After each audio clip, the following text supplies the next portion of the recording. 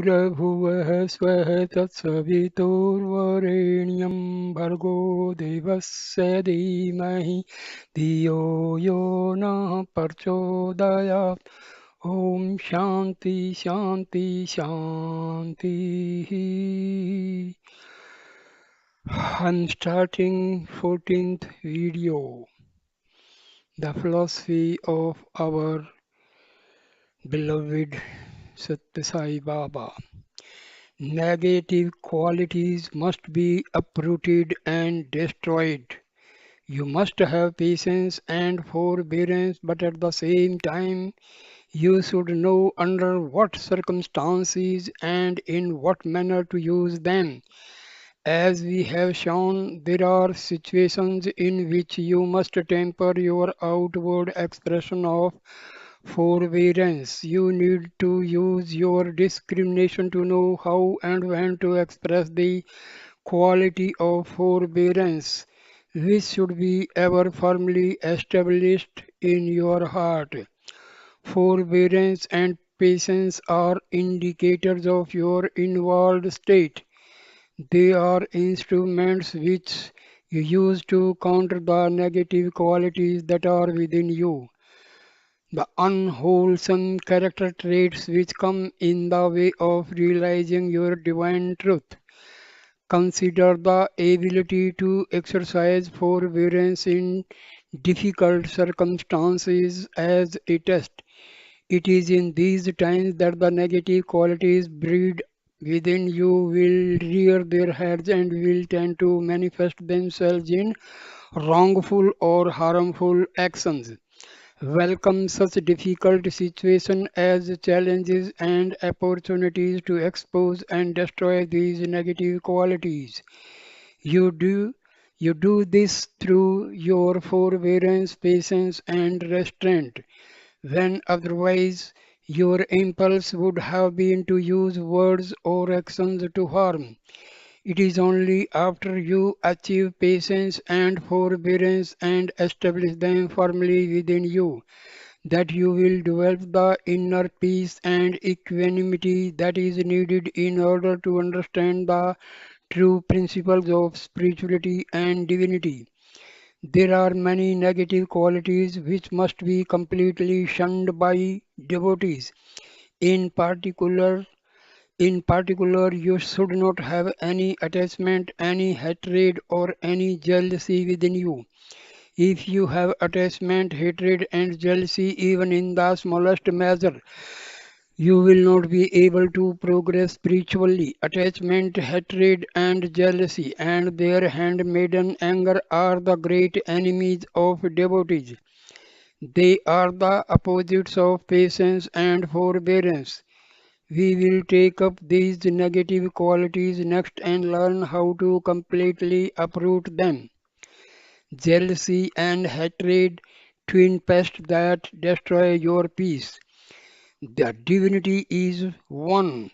It is eternal, unchanging, and everlasting. It is the indweller of all bodies. As the indweller of the body of living beings, it is called the Atma. The immortal self, as the indweller of the world, it is called God. It is the one divinity present in different forms.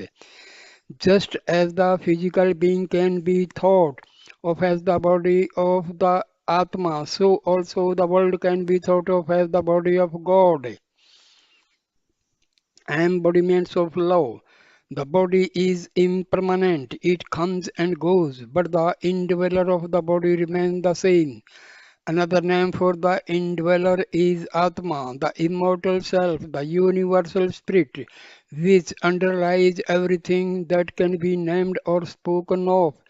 It is the one permanent, unchanging entity which pervades all space and all matter and which is the basis of all living beings. It may be called God, the Atma, or the indweller. Atma and God and indweller are exactly the same. They are the one divinity. Discover the indweller through your own inner peace. The sacred scriptures provide guidelines for seeking out and recognizing the indweller. But scriptural teachings in themselves will not be sufficient to know it. You cannot attain the divinity by merely studying the scriptures. Using the declarations in the scriptures as your basis, you have to make a determined effort to develop inner vision. Scriptures can only show the path. They are like guideposts. They give the directions to reach the goal. You have to walk the path yourself. Following the directions given, you have to undertake this sacred journey and unwavering adhere to it until the goal is reached. For this, the Gita has laid out the path. In the Gita, the directions for the journey commence with the 11th verse in the second chapter. That is the beginning of Krishna's teaching. It starts with the injunction not to grieve for those who should not be grieved for. Who is it that should not be grieved for? What is the way to prevent grief? The Gita teacher declared that there is no point in grieving over things which are impermanent and transient. Bodies and personalities are impermanent and transient. All the things of the world are impermanent and transient. Krishna said, Arjuna, all your grief is for nothing. The five characteristics that make up everything, each of the myriad of things that can be found in this manifested universe is made up of five basic characteristics. Number one, each one is, it exists, it has beingness. Two, each one shines with an inner light, it has luster, it is innately alive with energy. 3. Each has a deeper purpose. It has a reason for its existence. It is dear and a source of joy. 5. Each has a specific name, a category, or designation. 5. Each has a given form, either tangible or subtle. It has a distinguishing feature. These then are the five characteristics that are found in everything that can be spoken of. Whether tangible or intangible, once something has been conceived of, we can say that it exists. It shines, it has a purpose, it has a name, it has a form. The first three of these five characteristics make up the eternal truth which never changes. This is the permanent reality. It is the Atma, it is God, it is the indweller, it is the divinity, it is referred to in Sanskrit as Satya Chit Ananda, meaning existence, consciousness, bliss. For Satya Chit Ananda, there is no birth and there is no death. Satya Chit Ananda may be described as the mark or signature of the divinity. The remaining two characteristics speak of the body of the divinity. Name and form are only transient and illusory. They are really just imagination. So, of the five basic characteristics that make up everything, three make up the underlying divinity which never changes, and the other two are the changing names and forms which make up the world. Realize that all the created things which you see in the world are artificial. They, they all have come at some time and will go sometime in the future. In other words, they are subject to birth and death. They can be compared to relatives. Relatives come for a while to stay with you and then go back. They will not stay in the house permanently, just like relatives. Happiness and grief come and go. Similarly, everything having name and form is impermanent. To understand spirituality, you must realize that all created things are transient and temporary. Any day these things will disappear. They are constantly undergoing change. Grieving over such things which are impermanent is foolish indeed. If you want to understand the three underlying qualities which are permanent, You have to develop certain noble qualities and virtues, as has been declared by Krishna in the chapter on devotion. The aspirant who has attained the 26 noble quality is very dear to the Lord. But there is no need to have all 26 qualities. In a matchbox, you will find a large number of matches. If you want a fire, you do not have to strike all the matches. Only one needs to be struck to provide all the fire you want. If you fully develop one or two of these virtues within you, then the others will also develop of their own accord.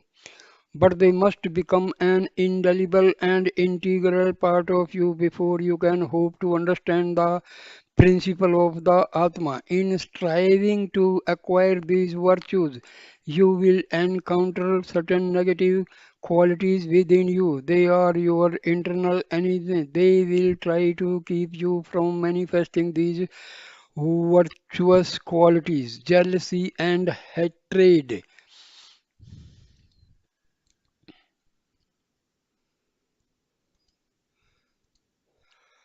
Jealousy and hatred. In the previous chapter, the virtues of forbearance and patience were discussed. Now we will take up their opposite evils, jealousy and hatred. Jealousy and hatred are twin thieves. The one cannot live without the company of the other. There is an inextricable relationship between them. They will always take shelter within each other. Hatred may be compared to an underground pest, and jealousy may be compared to an above ground pest. Together they can destroy a tree. Consider a tree which is very green, which is flowering and producing fruit, which is very attractive to look at. When pests enter this tree, the tree will become dry within days. One of the pests will go to the branches and leaves above while the other strikes at the roots below.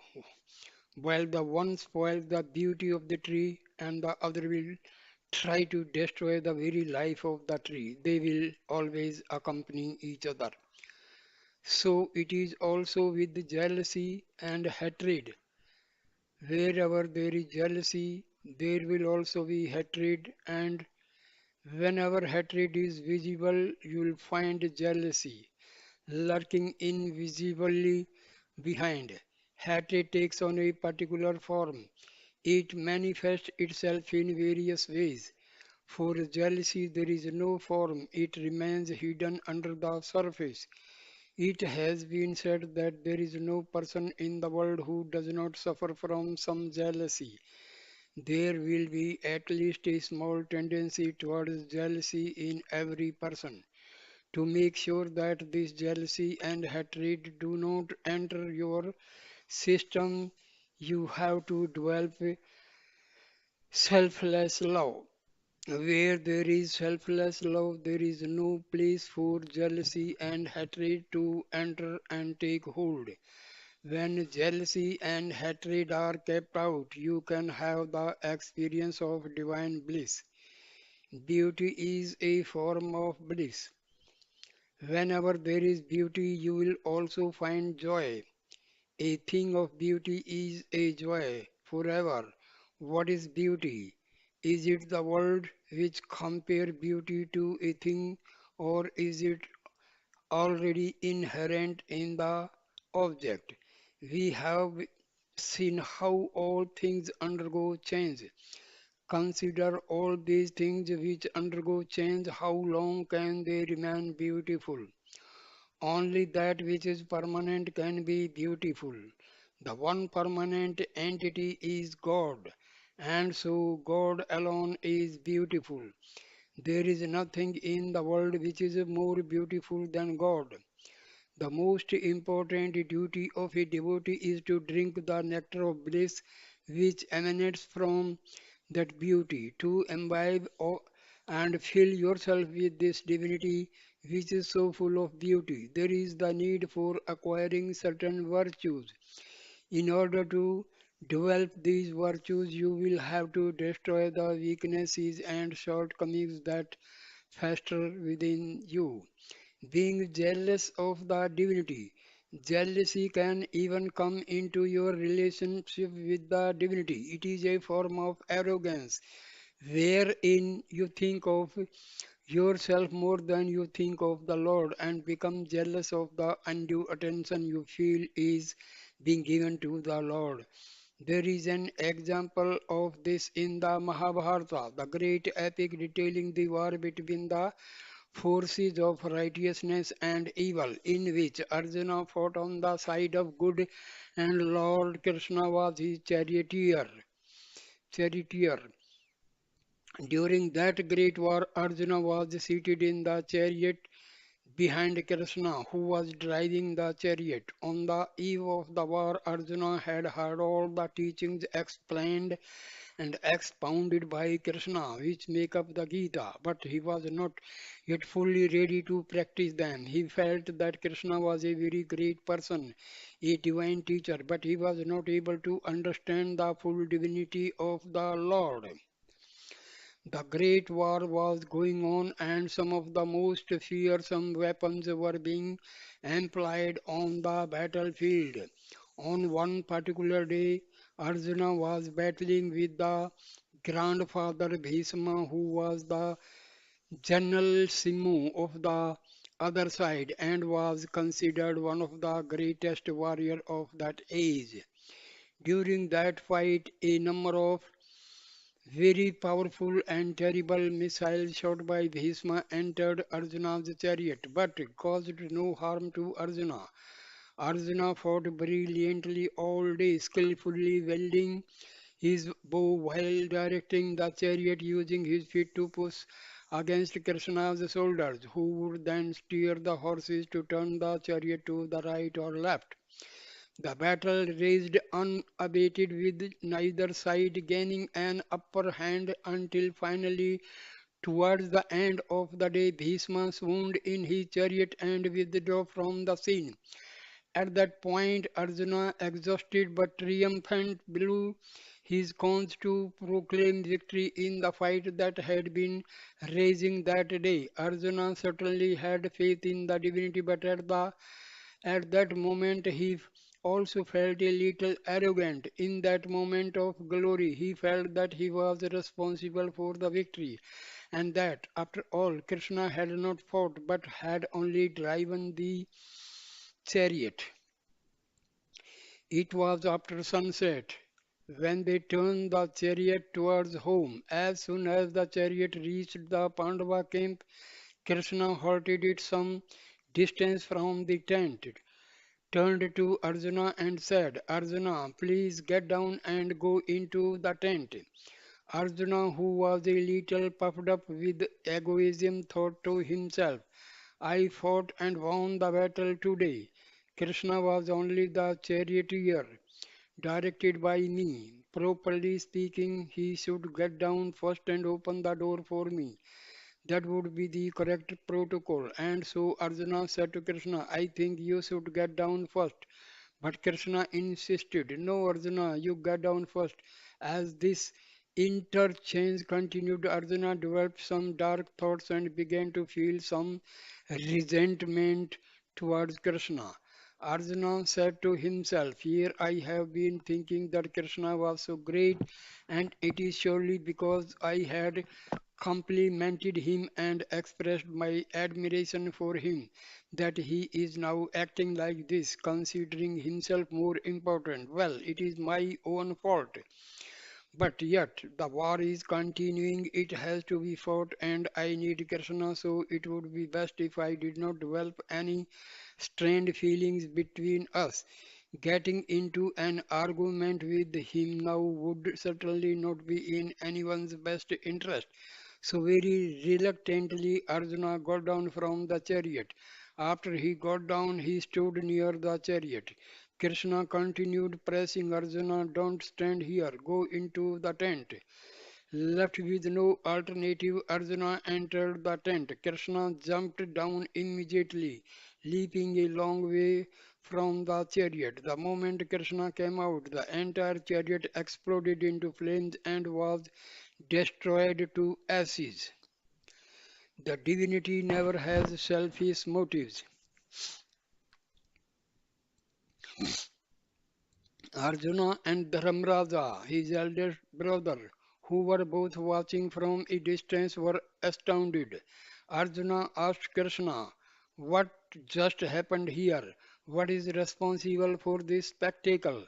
Krishna answered, "Arjuna, no one understands my actions. For the divinity, there is never any selfishness or egoism. The protection of my devotees is my only concern. The benefit and encouragement of my devotees is my only wish. I kept all those fearsome weapons which were employed by Bhishma and had entered the chariot harmlessly under my foot. As long as I had my foot on them, they were not able to exercise their powers over you. If I had alighted from the chariot first, these weapons would have destroyed you along with the chariot. You would have been reduced to ashes. Being unaware of this, you asked me to get down first. The moment Arjuna heard these words of Krishna, he realized his own arrogant and ig- ignorant behavior.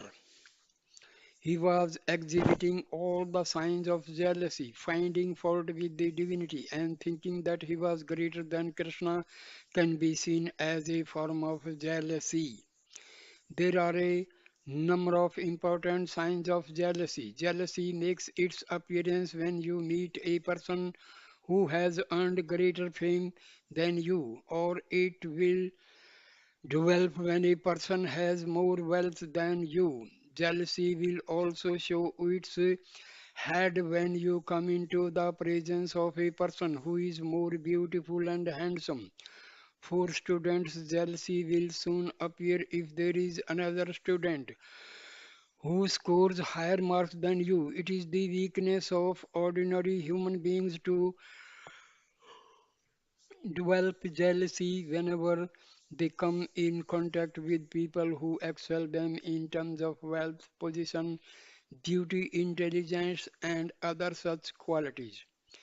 Jealousy will not live harmlessly inside you. The moment jealousy enters, all the virtues which you have cultivated over a long time, all the great qualities which you have developed are destroyed. It ruins the human nature, it strengthens the animal torture, it promotes the demonic nature, it has no scruples, it doesn't look forward to back or backward. It is such an insidious quality that you must see to it that jealousy will never possess you. Enjoy the prosperity of others, enjoy the progress of others, enjoy the welfare of others, enjoy the beautiful beauty of others. This is true virtue. This is one of the most important teachings of Gita. Desiring the good of others is a laudable quality which everyone should possess. Conquer jealousy and you can conquer anything. There is an ancient story of a devout woman who had a reputation of being completely equanimous and free of jealousy. Even her name meant without jealousy.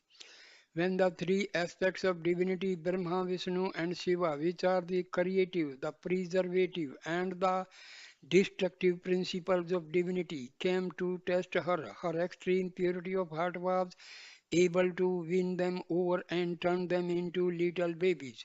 She became like a mother to them. In her presence, they remained happily nestled in her arms. The three aspects of divinity also represent the three qualities in nature, the active, the passive, and the cyclical, which govern all phenomenal life in the world. These three qualities make up our experiences in the world, and the three aspects of divinity are the substratum of these qualities. Therefore, the deeper meaning of this Story is that when you are free of jealousy, everything in the world will be like a babe in your arms. You will be its mother. It will look up to you and follow you. Truly, once you are the free jealousy, you will be able to conquer anything. But it cannot be emphasized too strongly that when you have jealousy, it will destroy all your good qualities. You may think that it will destroy others, but in fact, it will destroy you, not the others. It will make you sick. You will not be able to sleep well. You will not be able to eat well. Even if you are totally make you sick, you will not be able to sleep well. You will not be able to eat well. Even if you are totally healthy, once jealousy takes hold of you, it will cause all kinds of physical ailments to sprout up in you. It is like an inner consumption, just as the tuberculosis creeps in and consumes, so also jealousy weakens you without your realizing it. It can get into you in any number of ways and will ultimately destroy you. Jealousy is a vicious disease which must not be permitted to gain a foothold. You must feel that God will always bless you with His grace, even if you are in a lesser position than you think you deserve. You should enjoy the happiness of others. You should be glad to hear of their accomplishments and not feel just sad just because they have things which you do not have. Jealousy is all pervasive in this immortal age.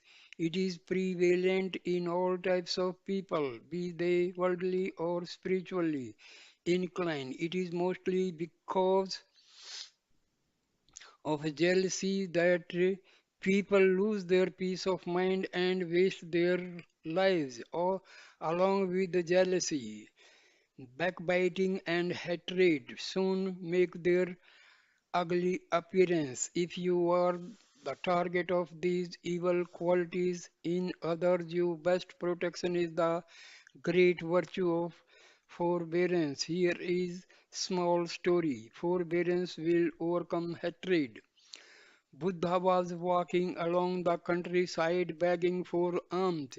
He was approaching a village. Many people in that village had a great affection for Buddha. But just before he reached the outskirts of the village, some young rowdies loitering along the road began to jeer at him. A little surprised at this reception, Buddha stopped and sat down on a rock. He said to them, "Well, gentlemen, what pleasure do you derive from criticizing me?" Without giving any reason, they increased their denunciation of Buddha. Buddha said, "Continue as long as you want." They berated and reviled him to a point where they got tired of their own invective. Buddha's forbearance was so well developed that their hatred could not touch him. At first they were having a good time, but finally, having exhausted themselves without getting the reaction they wanted, they decided to go away. As they were walking away, Buddha called out to them, "Children, I want to tell you something. In the village just beyond here, there are many people who love me very much. If they were to hear that you have been denouncing me in this vile way, they would cut you to pieces. In order to save you from that danger, I have stayed here on this rock and allowed you to criticize me. In that way, I have given you a gift without spending a single cent, without making any effort. I have been able to give you so much enjoyment by allowing you to berate me. Rather than feel unhappy with your criticism, I am glad because I have been able to give you some pleasure and spare you from serious harm." Then Buddha explained yet another important point to them in a way that made an indelible impression on their hearts. Suppose a poor monk comes to your house and asks for alms. You bring some food out to him, but suppose the type of food you are offering is ritually impure and not acceptable by the monk. What will happen then? Since he has not accepted your offer, you will have to take it back and it will remain with you. Similarly, you are offering me all this criticism. These are the alms you are trying to give me, but I am not accepting your offerings. Well, then, you will have to keep them. They remain with you. So you see, all your criticisms are really just being redirected to yourselves. You are not criticizing me at all.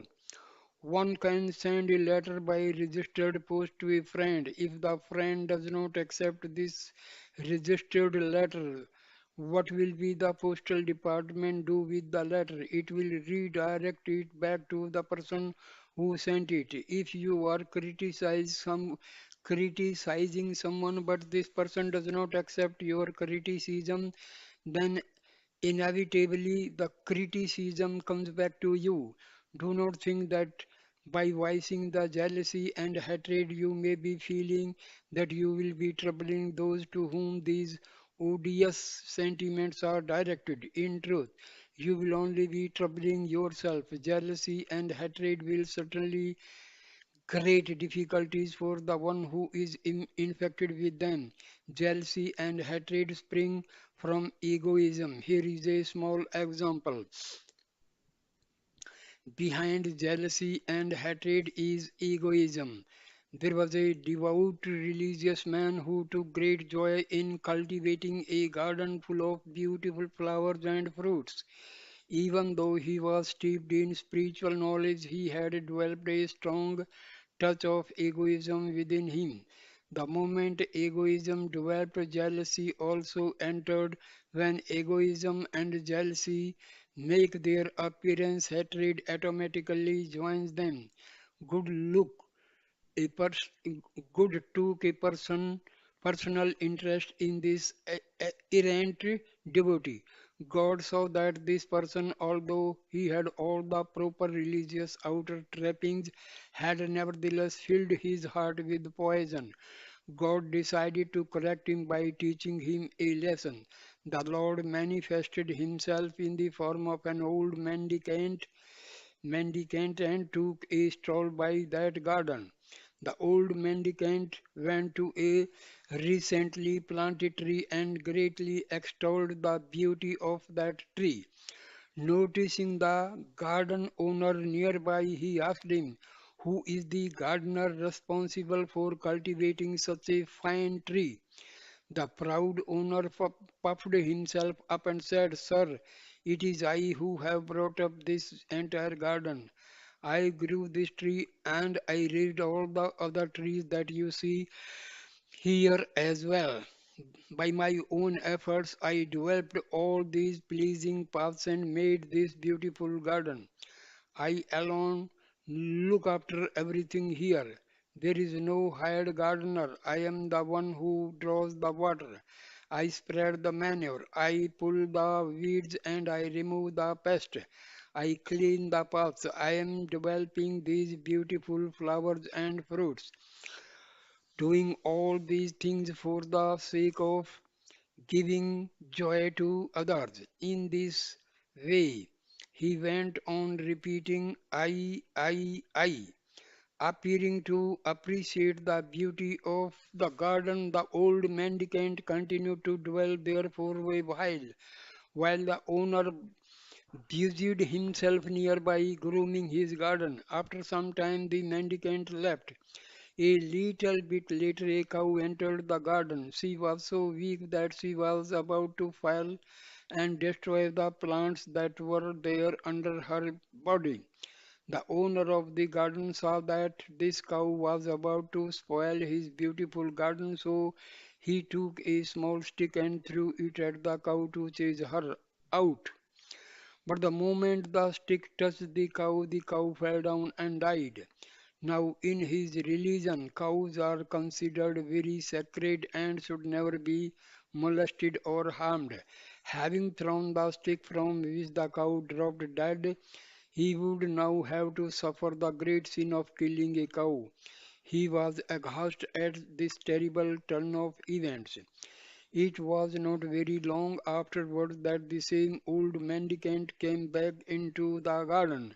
Walking along the path where the cow had strayed, he saw the dead cow and was shocked. He sought out the owner and urged him to quickly come to the spot. The mendicant asked, "Who killed this cow? Who committed this outrage?" When the owner did not answer immediately, the old mendicant asked more directly, "Tell me, do you know who killed this cow?" The owner replied, "Surely it was the will of God. Without the will of the Lord, would she have died just like that? Unless she was meant to die, would she fall down and expire just because a little stick touched her?" The moment the old mendicant heard this, he told the man, "Previously you told me how it was you alone who was responsible for raising this whole garden, how you alone planted and nurtured all these plants and put in all the paths. You were taking credit for all the good things that have happened here. But for anything that is wrong and inauspicious, you put the blame on God. You are an arrogant, self serving fool, so puffed up with your own importance that you won't even acknowledge the Creator's hands in bringing forth all the beauty that is here. You are taking credit for that which belongs to God. You are even jealous of God. If not for the will of God, there would be nothing in your garden. At this point, the old mendicant revealed his true identity. He said, "I am the Lord Himself. I have come to destroy your egoism." The erring devotee fell at the Lord's feet in contrition. The devotee realized how ego had stolen into him, had gained a foothold, and then had completely taken him over. Now he understood the deeper meaning of the spiritual teaching that he had been mouthing for so long. He realized that everything is imbued with the divinity, and therefore he should see the divinity everywhere and live his life with the knowledge and down to the minutest detail. Everything is under the control of the divinity. Destroy egoism, jealousy, and hatred with love and forbearance. You must take care that you do not develop egoism and its henchmen, hatred and jealousy. Once they take root within you, they will be very difficult to eradicate. When you have become infested with these bad qualities, you may not be so unfortunate as this devotee and get the attention of the Lord so directly to help you eradicate them. You will not be able to exterminate jealousy merely by reading scriptures or engaging in spiritual rituals, but by making a determined effort to transform your thoughts and develop selfless love. You can destroy this pest. Offer up all your negative thoughts at the feet of the Lord and fill yourself with unwavering love and forbearance. So long as you have jealousy, you can never shine. All the great virtues in you will disappear.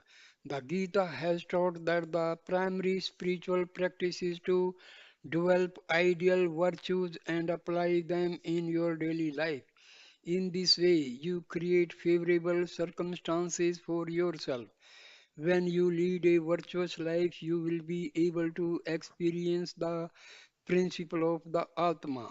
But if you do not develop the great qualities and apply them to your daily life, you will never be able to realize the divinity. The light of the Atma is everywhere. It is not limited to any one person or form. It shines as an effulgence filling the entire universe. It may take any form and any name. It is the very basis of every name and form. Take, for example, the light that is emanating from a bulb, or the breeze you get from a fan, or the heat you get from an electric cooking stove, or the work you get from an electric motor. The effects are all different. The work done by the motor is different from the breeze obtained from the fan. The light obtained from the bulb is different from the food cooked on the stove. The effects are different, the machines are different, but going through all of them is the one electric current. The same is true for the principle of the Atma. It it in different bodies it manifests differently, but underneath there is the same unity. The luminosity of the electric light is proportional to the current that flows in the bulb. The light that shines forth from the bulbs can be compared to the Atmic effulgence, which shines in individuals. Light has no shape or form, but bulbs come in various shape and strengths. An incandescent bulb has a particular form, a fluorescent light has a different form. The dining room bulb may be very bright, the bulb in the bedroom may be quite dim. Because of ignorance, you may think that if the one type of electric current flows, powers both the bedroom bulb and the dining room bulb, why should there be a difference in the light? The difference comes about the because of the bulbs. Similarly, there is a difference in the expression of love in various hearts. If your love is wholesome, full, and complete, you will be able to manifest the fullness of the Atmic effulgence and shine brightly. If you have a narrow, selfish love, it will be something like a dim bedroom bulb. It is not a question of current. The potential for providing any amount of current is available and ready. You must change the bulb in order to get a greater light. If you are filled with jealousy, then the power of the light will be very small. If you have the effulgence of selfless love, then the power will be something like a 1000-watt bulb. Therefore, develop your love. It is possible to recognize the divinity only with the help of love. Only through love can you experience God. In order to see the moon, there is no need for you to shine a flashlight on it. But the light of the moon itself, you can see the moon. If you want to see and perceive God, who is always love itself, then only through love will you be able to see Him. It is impossible to see Him if you are filled with hatred. Hatred is the very opposite of love. Hatred is something like blindness. However powerful a light you shine on a blind man, he will not be able to see the light. As long as you have bad qualities, the divinity which is very near will not be perceived. When you are free of jealousy, when you are free of egoism and hatred, you will be able to directly experience the effulgence of the divinity. A person who has obtained his eye of wisdom will shine with the God presence. A person who has closed his eyes with ignorance will not be aware of God. By closing your eyes, you will have to search all over for a towel which may be directly above on a shelf, very close by. If you open your eyes, you will be able to place your hand right on it. The wise person whose eyes are open to the divinity and who is not be clouded by ignorance directly perceive God and reaches Him. You become wise when you become fragrant with virtues. But if you are saturated with bad qualities, with the doubts and all sorts of jealousy and hatred, you will not be able to understand anything at all. That's why it has been said death is sweeter than the blindness of ignorance. You must free yourself from is why it has been said death is uh, you must free yourself from ignorance. Jealousy is an evil which develops that ignorance. Therefore, students who have very tender hearts, who have a brighter future ahead of them, and much progress to make, should never give room to jealousy. If any person in your class gets an outstanding grade, you should not succumb to jealousy. You can also work to attain an outstanding grade. If you have not achieved that and you also feel jealous, then you will be making two mistakes. In the first place, you have not studied adequately, otherwise, you would have done better. And in the second place, you have darkened your heart with jealousy. Then crying over it is your third mistake. You should not develop these bad qualities, which are sure to cause you so much trouble. They can even destroy a whole family and which was previously happy and enjoying all the goodness of life. Jealousy and hatred destroy those who possess them. While explaining these principles to Arjuna, Krishna told Arjuna, for your evil cousins, the 100 brothers who have been plotting to destroy the Pandavas, joy and happiness, it is their evil qualities which encourage them to do all their wicked deeds. People who are jealous attract bad people for company. These cousins have with them their evil uncle who encouraged them in their enmity towards the Pandavas. He is filled with jealousy. These are all blind people. Just as their father is physically blind, all 100 brothers are mentally blind. They join together and fall in line with one another. But you can be sure, Arjuna, that the bad qualities in these people will destroy them. As Krishna predicted, not even one of these 100 brothers survived the war to perform the funeral rites for their parents. This is the great tragedy of falling into hatred and jealousy. If you want to really understand the Gita, then you have to start by developing all the good qualities and virtues that have been discussed. Once these good qualities are part of you, you will be able to experience the divinity directly. Anything you desire can be gotten from a fulfilling tree. The Gita is such a wish fulfilling tree. It will grant you whatever you are ready to receive. It will give you the level of understanding which reflects your own particular desires. In this age, people are interpreting the Gita incorrectly because they are filled with so many wrong desires, and so the Gita has been of little use to them. But you must develop your virtue and fill yourself with love. Then the lofty message of the Gita will shine within you and inspire you to reach the divinity. To reach the divinity is your birthright. It is your unchanging reality, your undying truth. The truth and good character, the very breath of life.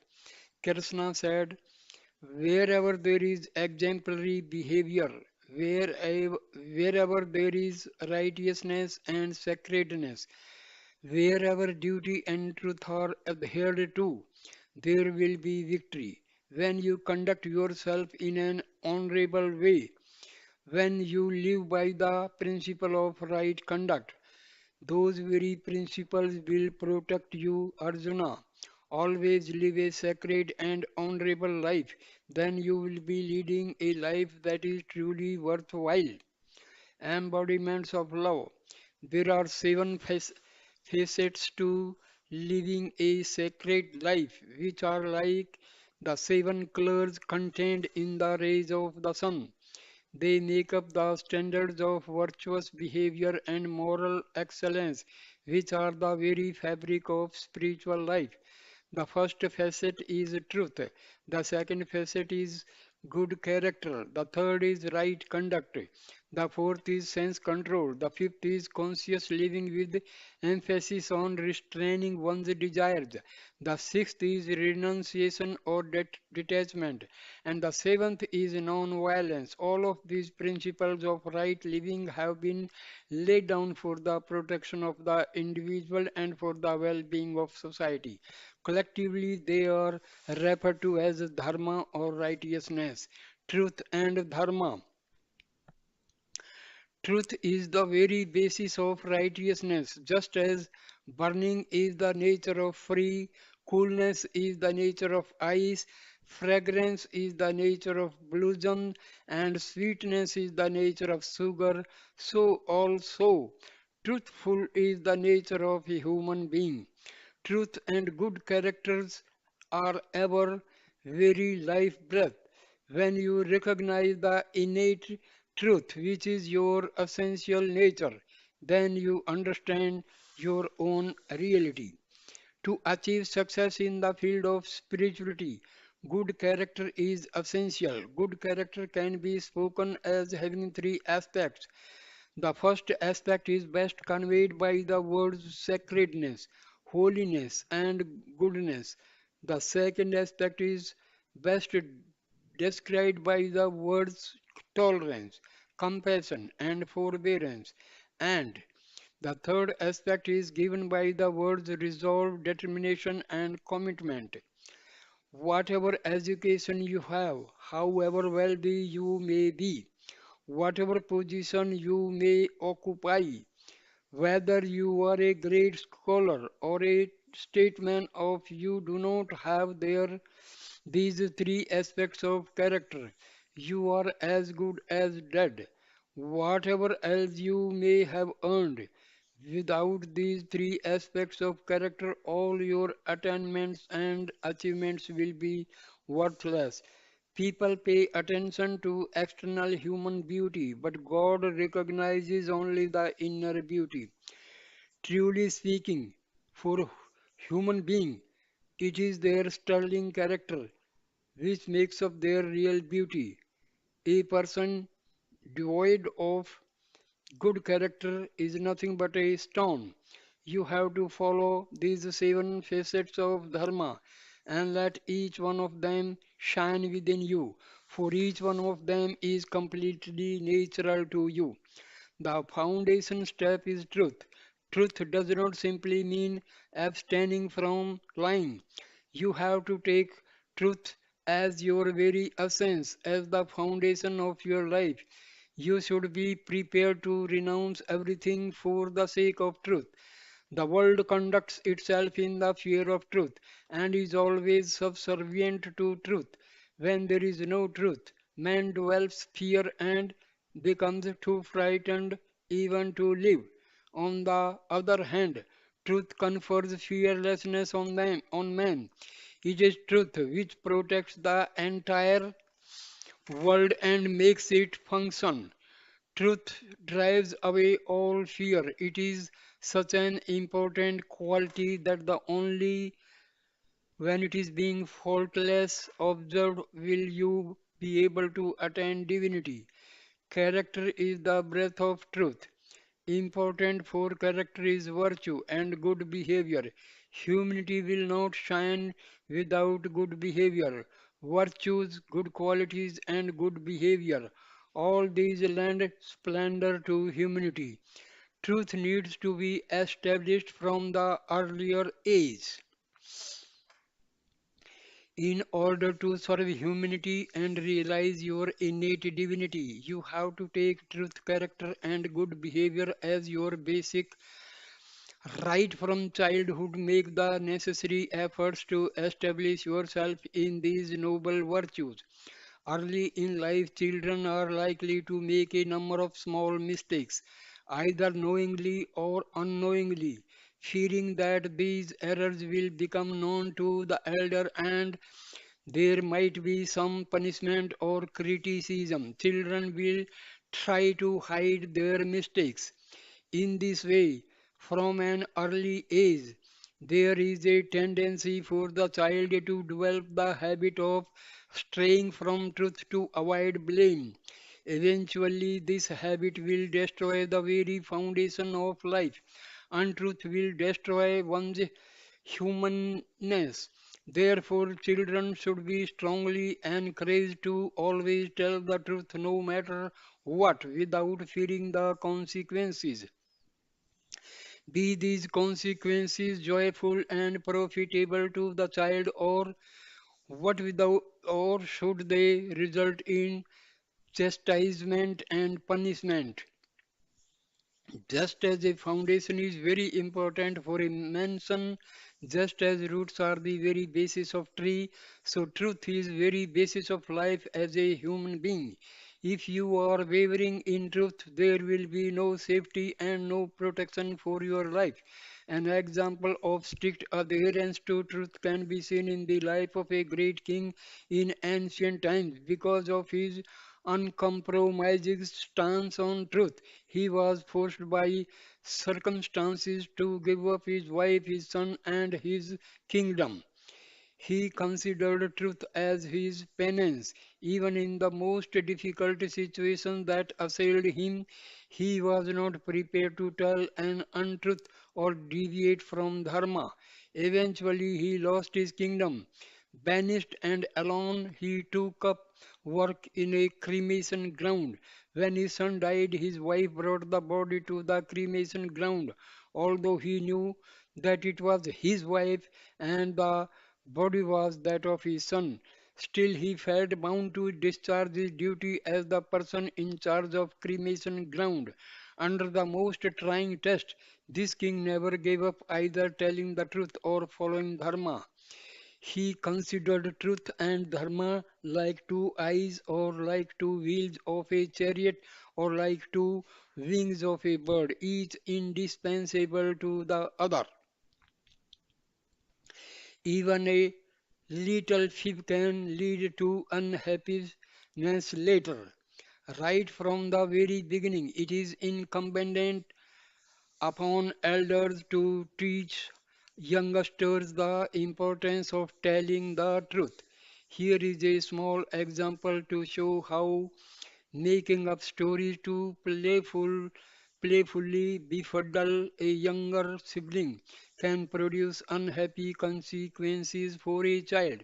Once upon a time, a father wanted to give a special gift to his son on the son's birthday. Because of the love he felt for his son, this father gave the boy a gold coin, asking him to go to his mother and get a ring made out of the coin. The next day, the son had his examinations. He kept the gold coin on the table where he was studying. Now, this boy had a younger sister who was very curious and mischievous. She entered the room and saw the gold coin. She took it in her hand and asked, "Brother, what is this?" He told her, "It is gold coin." She asked, "Where did you get this?" Jokingly he said, "Well, it grew up on a tree." "How could this gold coin come from a tree?" his little sister asked. He then made up of it story and proceeded to tell her a number of fibs. He said, "If you treat this as a seed and sow it by putting it in the ground, then pour water on it and tend it and protect it, a tree will soon come forth. Then from this tree you will be able to get many more gold coins." She started asking some more questions, but he said, "Listen, I do not have time to talk to you now. I have to study. Ask me later." Seeing that he was busy, she took the opportunity to pocket the gold coin and left. From there, she went into the yard and dug a small pit. She put the gold coin into the hole and covered it with the soil. She poured water on the mound. All the while she was thinking of what her brother had told her, how a tree would grow out of the gold coin if it was planted. A maid servant who was watching this little girl from a window saw her put the gold coin in the hole. When this little girl went inside the house, the maid dug up the hole and took the coin. After some time, the mother came and asked the son to get ready to go to school. He wanted to give the coin to his mother so that she would have a ring made out of it from him, as his father had suggested. But the boy could not find the gold coin anywhere. He went to his younger sister and asked her whether she had seen it. She said, "Brother, I thought if we could grow a tree out of it, we could get lots of coins like that. So I have planted the coin in a hole I made in the garden." They went to the place and dug ground, but the coin was not to be found. Now the boy was very distressed. On his birthday, when he should have been very cheerful, he was crying. He told all this to his mother. His mother asked him, "But tell me, son, why did you, why did your little sister take the gold coin and bury it in the garden?" The boy did not know, so the little girl was sent for and asked why she had done what she did. She said, "Brother, explain to me how this would turn into a gold coin tree, so I did so as he said." His mother told the boy, "Because you made up this story and knowingly told an untruth to your little sister, the consequence is that instead of being happy and enjoying your birthday, you are weeping, and not merely that, you have also lost the gold coin that your father gave you." If children are permitted to tell lies and harbor untruths at their tender age, this habit will grow and grow with the years. On the other hand, if you tell them from the earliest years to take truth as the basis of their lives, they will grow in character and be able to achieve many things. When when one bad quality goes, the rest cannot remain. There once was a great teacher who helped many people develop in spirituality. Whenever anyone came to him to be initiated by him, he used to inquire into their behavior and their character to determine the type of qualities they had appropriate to their qualities and stage of evolution. He would then give them a sacred incantation, a mantra. A thief, after recognizing this teacher as a great man, went to him and asked him for a mantra. The Guru said to him, "Well, child, what are your qualities? What are your defects?" The thief said, "My bad qualities are going from house to house in the middle of the night, breaking in, stealing things. Since I spend the night in stealing articles, during the day I drink myself to sleep. Drinking is my second bad habit. If the police were to catch me, then to save my skin, I would make up lies and tell them a lot of false information, put, mm, put them off. That's my third bad quality." The spiritual teacher asked him, "Well, child, you say that you steal, you drink, and you tell falsehoods. Can you give up one of these three bad qualities?" The thief thought for a while to himself, "If I don't steal, how can I take care of my family, my children, and my wife? No, I cannot give up this. Only when the body is healthy and strong will I be able to escape when I am caught. So I have to get lots of sleep, and drink helps me get to sleep in daytime. But it is unlikely that the police will catch me very soon, so I shall give up telling lies." Then the great man asked him, "Do you promise that you will always tell the truth from tomorrow onward?" The thief replied, "Most certainly. Even from today I will only tell the truth." This is what the thief firmly resolved to do. And indeed, from that day onward, he made it a habit to tell the truth wherever he went. One hot summer night, the thief was out prowling in a nearby town looking for a good place to break into. The mayor of this town, a very wealthy man, was taking rest on the terrace of his house. In those days, there were no air conditioners or even fans because of the heat and the still, sultry night. air. He was not able to sleep. The thief managed to climb up to this turret. As soon as the thief scrambled onto the terrace, the rich man spotted him. Realizing that he was a thief, the rich man accosted him, saying, "Hey there, who are you?" Because of because the thief told only the truth, he said, "I am a thief." In order to find out what this man's plans were, the rich man said, "Is it so? Well, I am also a thief." They decided to work together and plan to steal certain valuable things that were kept in that house.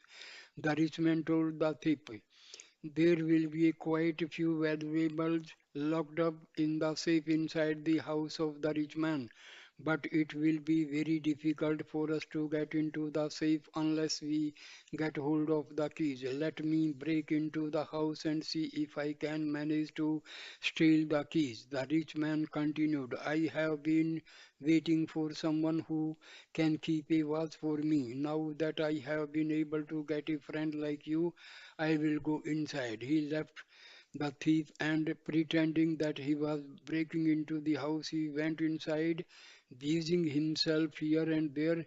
He delayed coming back for some minutes. Then he took the keys and stealthily came out. Now he told the thief, "I have the keys, but I looked everywhere for the safe. I could not find it.